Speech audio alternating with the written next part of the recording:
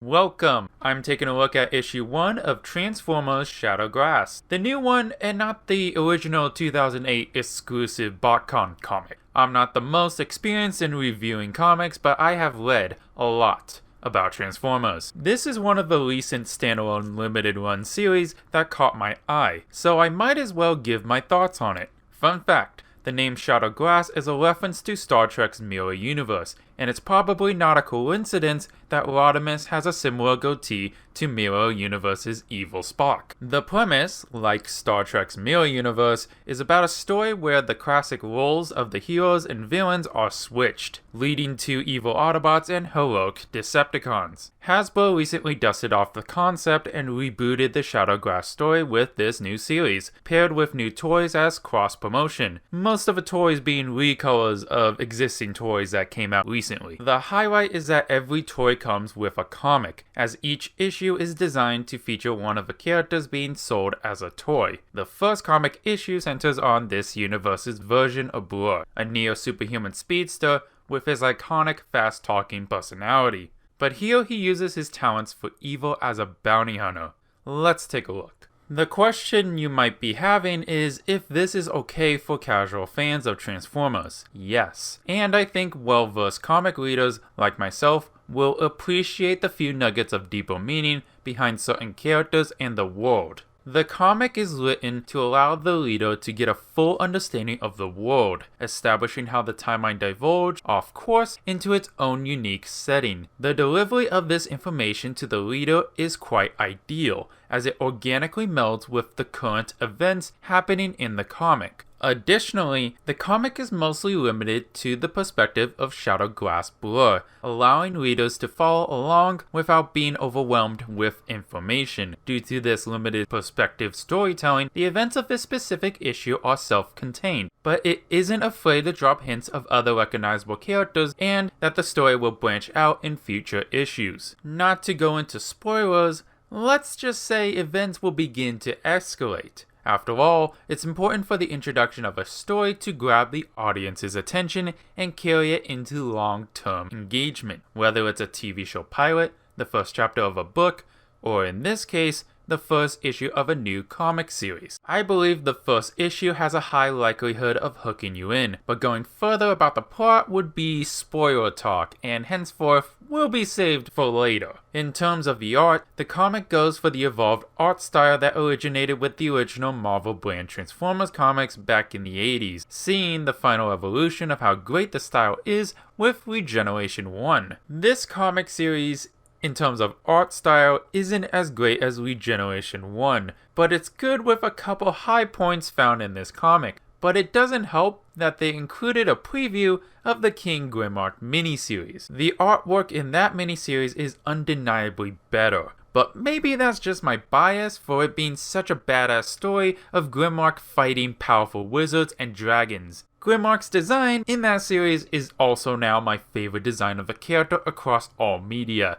so that doesn't help either. Don't worry though, the additional cover art tied with each Shadow Glass comic makes up for the shortcomings, especially this one. Mwah, beautiful. I very much recommend this issue, but I can't get into more detail upon the fear of spoilers, so turn back now because we're heading right into it.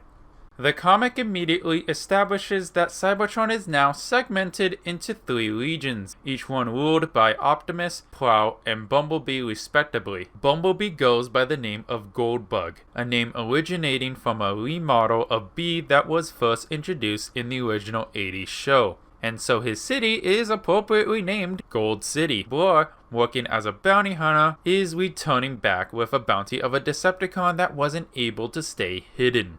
It's a good start, establishing the state of the two factions, showing that time has passed long enough for the villains to turn on each other, and that the heroes of the story are fighting as the underdogs. In terms of characters, I'm not ecstatic about Blur or this evil incarnation of him, but I am about Shadow Glass Ratchet. Ratchet's depiction in the 2005 IDW continuity was a no-nonsense doctor who had a hard time expressing his emotions. Shadow Glass Ratchet is established to suffer similar regret, seeking to Frankenstein together the ultimate warrior that won't die on him.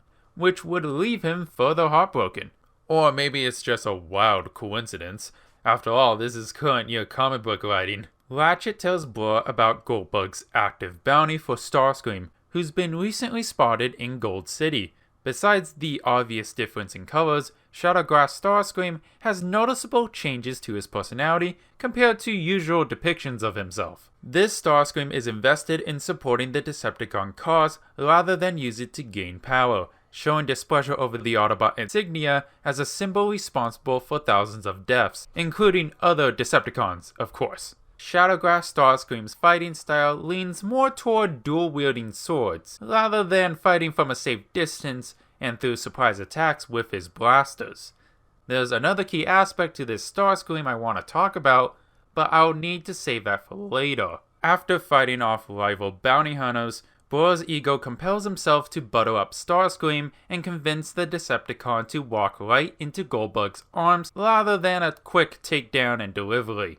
This is a move that helps flesh out the state of the world, as Blur is giving out a sub-story of his own history to Starscream, giving the reader crucial information so we can be more familiar with this alternate universe. We find out that the war between the Autobots and Decepticons were waged, made its way to Earth, the Decepticons lost at Earth, and then the Autobots started infighting to the point they divided themselves into 3 separate cities on Cybertron. Blur believes he is succeeding in his attempt to entrap Starscream, leading the two of them to travel through Chrome Ridge, a hostile region with active volcanoes. Starscream says they are traveling through the region because he's looking to get help from other Decepticons, but then he attacks Blur. Despite Starscream starting the fight, Blur's superior speed is too much for Starscream, forcing him to stay in the air to avoid being taken down by Blur.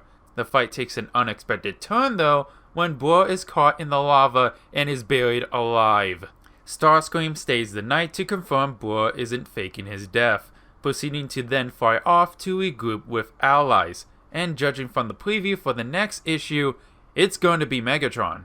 Now comes the time for me to explain the key aspect I pointed out that I noticed about Shadowgrass Starscream, highlighted by the confrontation between Starscream and Blur. The interaction between the two characters exemplify how different their personalities are compared to their original selves. Shadowgrass Blur acts on his ego and wit, being overly confident in his abilities, which then leads him to an unfortunate end, which is the behavior not seen by Blur, but by Starscream. Starscream in most situations would suffer the same fate if Megatron didn't have a soft spot for him. Blur's attempts to persuade Shadowgrass Starscream is something an overly confident Starscream would do, leading Blur to overlook details that foreshadow his unfortunate end. For example, in Transformers Prime, Starscream knows that Bumblebee entered Megatron's mind and it has led to Megatron being brain dead, which should worry Starscream. More caution should be raised around Megatron's body, or at least keep special attention toward Bumblebee or even RC, since you don't know how it affected, specifically Bumblebee, and could lead to disaster for yourself. And it did. This is no different to Shadowgrass Starscream leading Blur through Chrome Ridge, as the hostile environment could sway a possible fight between the two of them in Starscream's favor, and how Blur overlooks this and then ends up getting killed. Shadowgrass Starscream isn't as easily fooled compared to his counterparts, showing this by having him best an opponent performing similar overreach in overconfidence, which closely mirrors actions that other versions of Starscream are known for. For a first issue, I'm quite intrigued by it. Hell, I liked it so much, I bought some of the toys and the rest of the comic series. The comic gives a strong amount of info to inform the reader, whether you're a newcomer or an avid reader like I am, as well as set up for the story that will be continued in the next coming issues.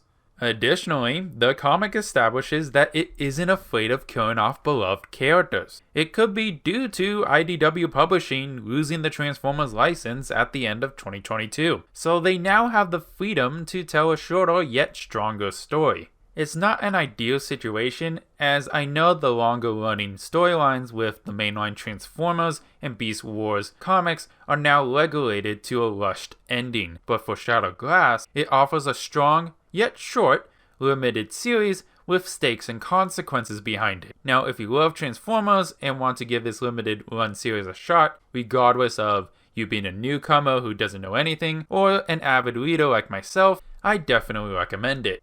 Till next time, till all are one.